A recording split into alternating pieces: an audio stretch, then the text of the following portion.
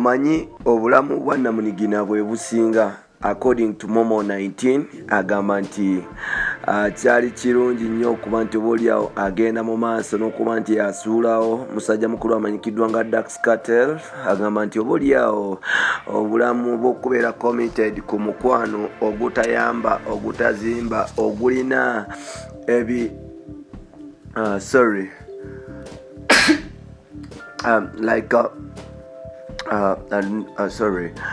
Mchalo nagamba nti single life is the best because yali akoyo kuba nti abeera committed ku muntu ye gwawulira nti talina makulu. Wetwogerera omukwano gwa Momo 19 ne Dax Cartel kugera maaso n'okuba nti ogugwawo oluvannyuma lw'okuba nti obaoliawo omukyala mukulu amanyikiddwa nga Momo 19 akyuzinga Dax Cartel okuba nti amwendako. However much twawulira engambo mpolampola nga zigamba nti obaoliawo Momo 19 naye agenda mu maaso n'okuba nti ayagala omuvubuka amanyikiddwa nga Medimo. Medimo atamumanyi yono omuvubuka abeera South Africa, y'omu ku bavubuka obaoliawo abatoototo abagezako okubeera nga ba Ivan Semwanga, nti omuvubuka ono alinamu ku kasente era ng'ebintu abikolera ddala.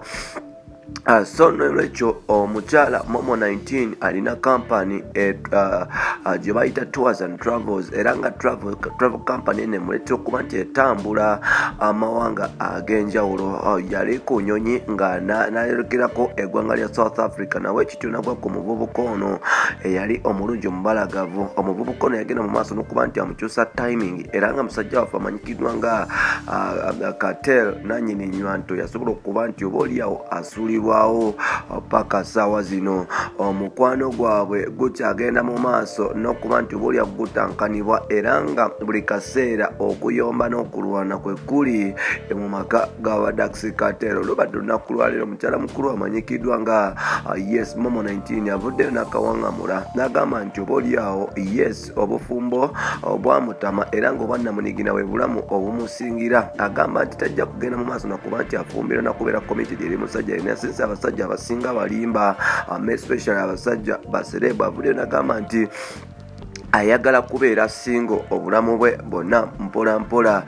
Kino nno kyennyamiza kubanga ono nno omukyala yagera mu maaso n'okuba nti awoweebwa kugatto n'okuweebwa amawale ng'ava ewa Dax Cartel. Ensonga nnyingi baserebu lwaki tebafumbirwa era ng'obaoliawo n'ensonga nnyingi ezigenda mu maaso n'okuba nti zoogerwa ku Kapen. Abasinga bagamba nti Kabadi Kawani bagezaako okuba nti batufumba, abalala bagamba nti obaoliawo kituufu.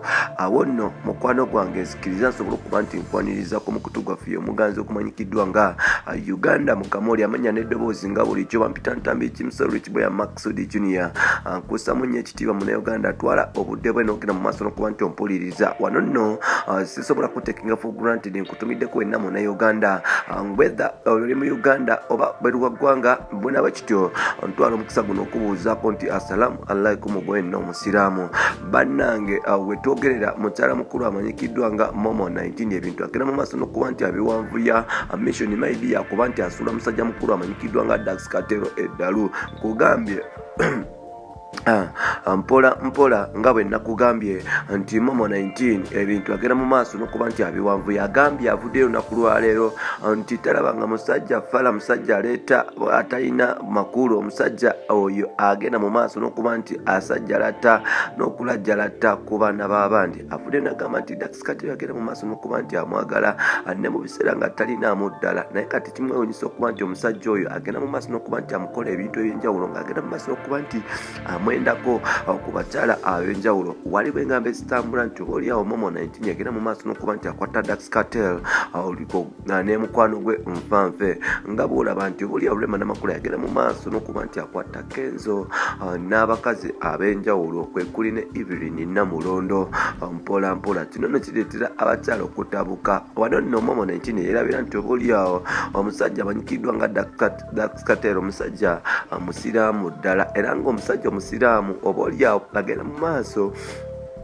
n'okukkirizibwa okuwasa abakazi nga bana mpolampola bw'obanga olina obusobozi. Simanyi bano ndagaano yaabwe gye basooka kuba nti bakkiriziganyako mu kusooka, naye nga omukyala yamala n'asuulawo ettawera era agambye nti obwa Namunigina bwe bumusingira. katukomewo olwo nno tutandikire we twakomye.